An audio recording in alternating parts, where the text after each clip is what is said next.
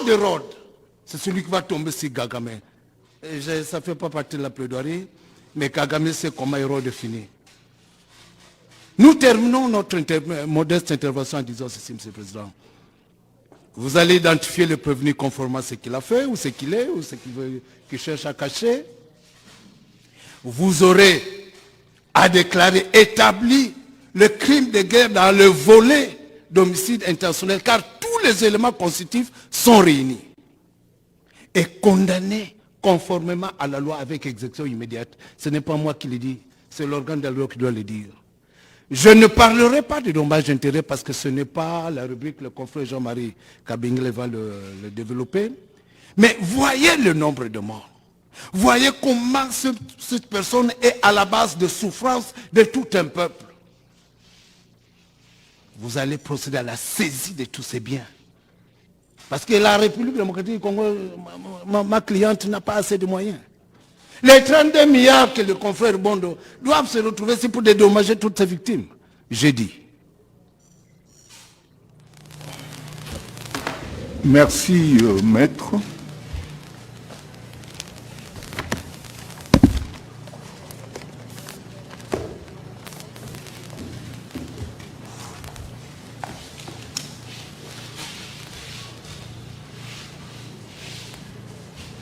Monsieur le Premier Président,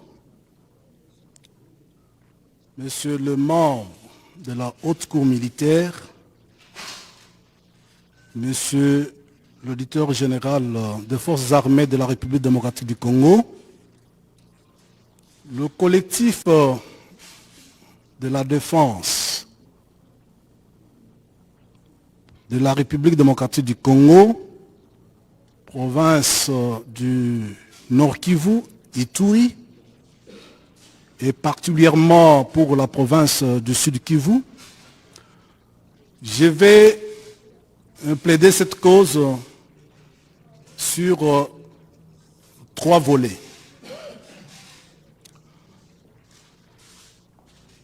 Le premier volet va consister à proposer une autre qualification en lieu et place des faits que l'organe de la loi a qualifiés de trahison. En deuxième lieu, je vais, au nom de notre collectif, apporter notre contribution scientifique et professionnelle sur les raisons juridiques de la confiscation spéciale que nous attendons de votre haute cour militaire. Et enfin, je veux m'employer à découvrir, sinon démontrer, les préjudices que le prévenu, avec ses complices et co-auteurs, ont causé aux victimes, au nombre desquelles celles que nous représentons aujourd'hui.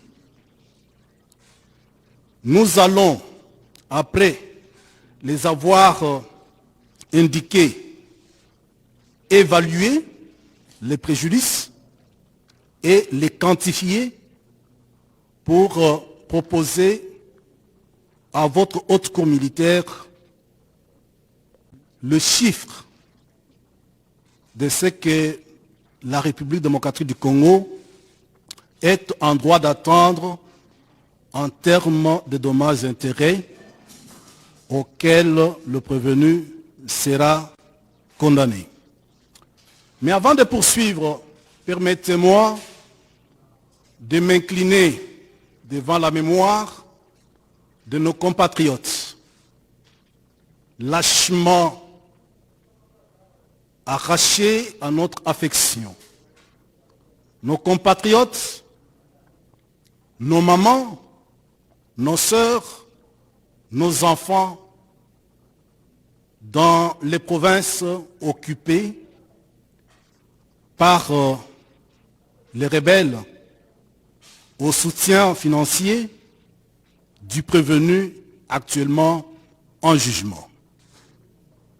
Que ses compatriotes, pour les survivants, le veuf, les orphelins et ceux qui ont eu des traumatismes physiques, croient à la solidarité nationale qui anime tout le peuple congolais. Les institutions congolaises ainsi que les animateurs des institutions. N'eût été cette implication-là, l'auditeur général n'aurait pas mené des investigations. Cette audience ne se serait pas tenue. Le collectif des avocats qui comparaissent actuellement ne serait pas devant vous. Les confrères qui sont éparpillés, avec lesquels nous collaborons, que ce soit sur place en Ituri, au sud Kivu, au nord Kivu et même au Rwanda. Nous n'avons pas voulu exposer leurs noms dans le collectif pour leur éviter le représailles. Monsieur le Premier Président, Maître Bondoma introduit. Il a été suivi par Maître Dimouéné. J'ai avec moi la citation à comparaître, où il est présenté M. Joseph Kabila et à l'annonce, à la lecture par Madame le greffier à la première audience, nous avons entendu et suivi à travers les réseaux sociaux comme quoi on a toujours contesté à Joseph Kabila la nationalité congolaise et comment on peut maintenant lui accorder ça lors du procès pénal. Lorsque la citation dit qu'il serait originaire d'eux. C'est cette joie qui n'aurait pas dû l'être, qui nous a poussé à mener des investigations pour répondre à la question suivante.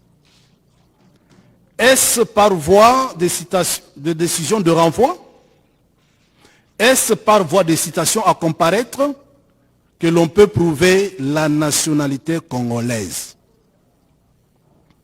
En effet, suivant la procédure, toutes les procédures en général, l'individu est jugé d'après les apparences identitaires qu'il présente.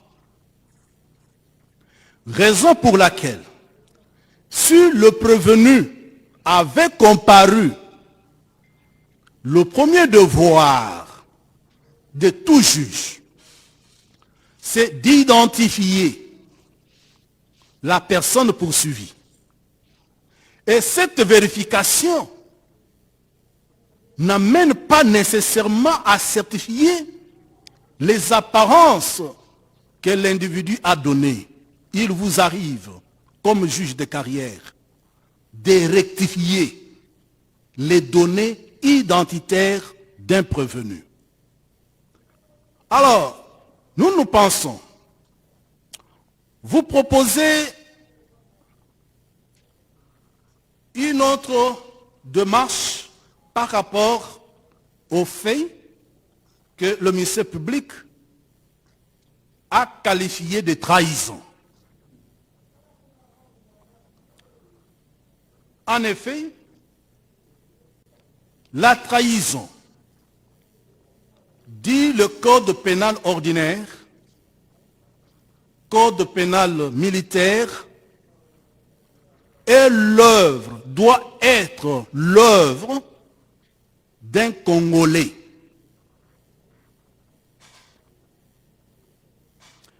En ce que toutes ces dispositions pénales, ordinaires comme militaires, disposent que sera coupable de trahison tout Congolais. Est-ce que dans le dossier qui gît devant vous, nous avons la preuve que monsieur le prévenu, qui s'est fait appeler par le nom de Kabila Kabang et Joseph, je vais revenir sur les éléments de ce nom-là. Est-ce qu'il y a quelques preuves? Parce que nous sommes dans un état de droit, où tout est soumis à l'observance de la loi. Que dit le code de la famille au sujet de la nationalité congolaise? Comment s'éprouve-t-elle? Est-ce par passeport diplomatique? Est-ce par passeport ordinaire ou de service? Est-ce par le fait d'avoir exercé les fonctions présidentielles? Pris d'abord inconstitutionnellement, Maître Richard Bondo l'a dit, parce qu'en 2001, selon le texte constitutionnel en vigueur alors, c'est pas ce monsieur qui devrait prendre le pouvoir, succéder à Laurent Désiré Kabila, le Congolais. C'est pas lui. Toute chose, toute proportion gardée, c'est pas lui. Alors, est-ce que parce qu'on a exercé le pouvoir par coup d'état constitutionnel en 2001, 2006, 2011, toujours par trucage, est-ce que l'exercice d'une fonction officielle peut suppléer à la preuve des nationalités selon le droit congolais? Non. Pourquoi je le dis?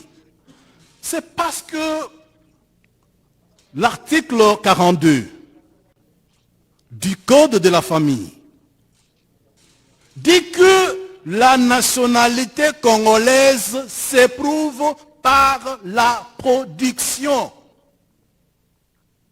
du certificat de nationalité.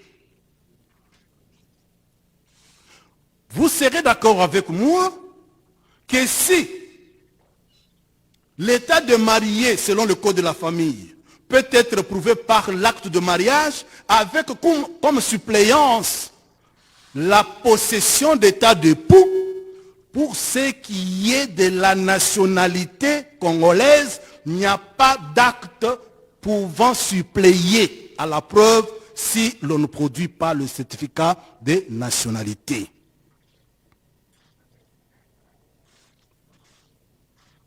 L'article 43 du même code dit que une nationalité congolaise obtenue frauduleusement peut être